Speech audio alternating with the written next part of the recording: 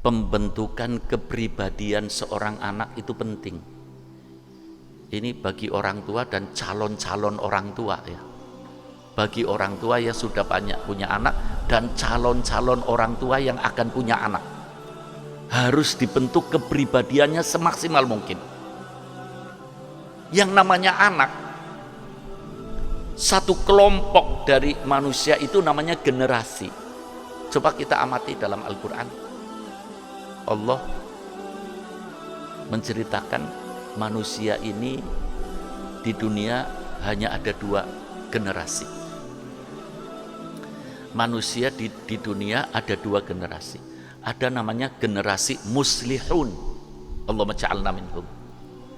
Generasi muslihun. Allah.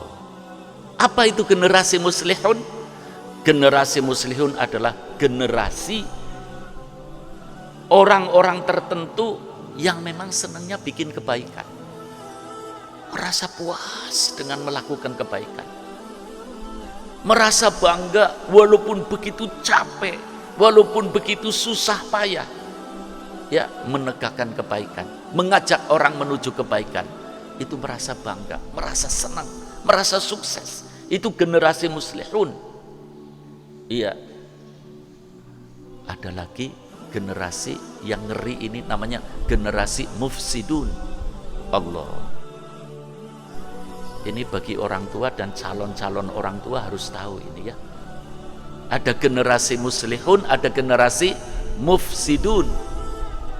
Generasi yang memang senang, wataknya itu merusak senangnya. Berusaha semaksimal mungkin bikin kerusakan dan berbangga kalau melihat kerusakan. Na'udzubillah. Ma'asyiral muslimin rahimakumullah, perlu diketahui munculnya generasi muslihun dan munculnya generasi mufsidun, yang paling bertanggung jawab adalah orang tua. Yang paling bertanggung jawab orang tua.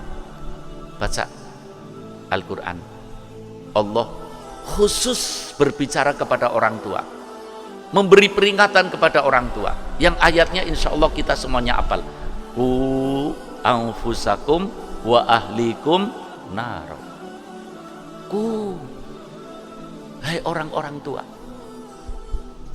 bapak ibu, suami istri, jagalah dirimu, anfusakum, dirimu, wa ahlikum, dan keluargamu. Dari apa dijaga? Naro, dari siksaan api neraka. Siapa yang akan lolos menjadi generasi pemasuk neraka? Yaitu generasi mufsidun. Na'udzubillah. Mudah-mudahan keturunan kita dijaga oleh Allah. Mudah-mudahan kita diberi kemampuan oleh Allah, ma'asyiral muslimin rahimakumullah, bisa membentuk kepribadian generasi kita menjadi generasi muslihun yang paling bertanggung jawab.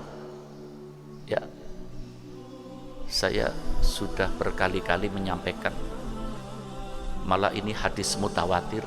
Ya, ada orang tua yang sudah di alam sana, di alam kubur, bapak ibu husnul khotimah, dimasukkan ke dalam surga. Di tengah-tengah menikmati surga dipanggil oleh Allah, Bapak Ibu, Anda berdua akan ditingkatkan surganya yang lebih nikmat, yang lebih bagus, yang lebih indah lagi. Saya sampai apal hadis ini ya, dari senangnya. Orang tua itu akan dipindah surganya, bertanya sama Allah, bimanil tuhada ya Allah. Ma'asyiral muslimin atau para santri, mungkin ada yang punya buku saya, peranan anak ya terhadap kehidupan orang tua. Umumnya orang berbicara peranan orang tua terhadap anak, tapi justru saya balik, peranan anak menentukan kehidupan orang tua. Orang tua dimasukkan surga karena anak, orang tua dimasukkan neraka karena anak. Orang tua yang tepat mendidik anak akan dimasukkan surga oleh anak. Saya berbicara ini berdasarkan hadis ini. Ya. Rasulullah Shallallahu Alaihi Wasallam menceritakan, orang tua ini bertanya, bimanil tuhada ya Allah, aku di sini sudah nikmat, sudah senang, akan dipindah surganya di surga yang lebih indah lagi, yang lebih nikmat lagi. Apa jawaban Allah? Pertanyaan orang tua ini juga penting.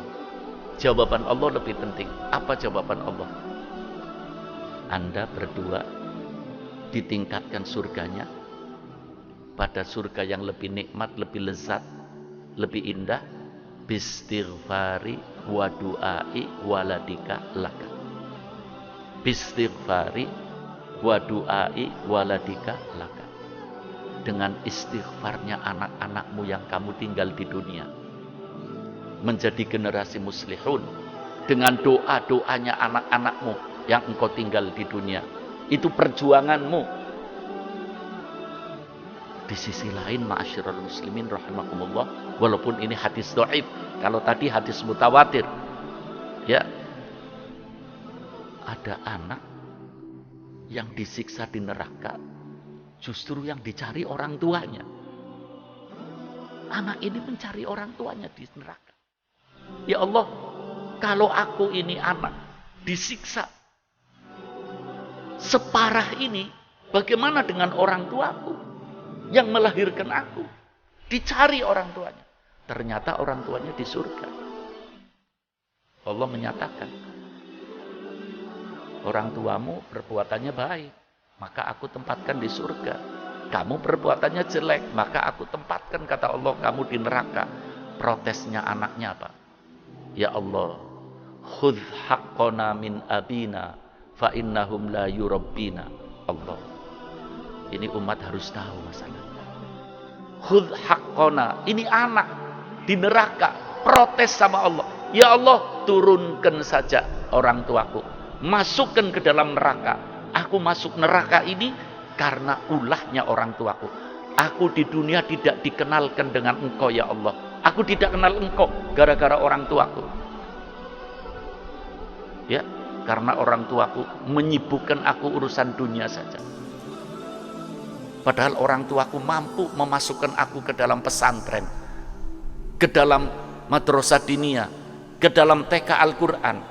Ini tanganku menjadi saksi ya Allah. Tidak pernah digandeng oleh bapak dan ibuku ke TK Al-Quran, ke taman pendidikan Al-Quran, ke diniyah, ke pesantren.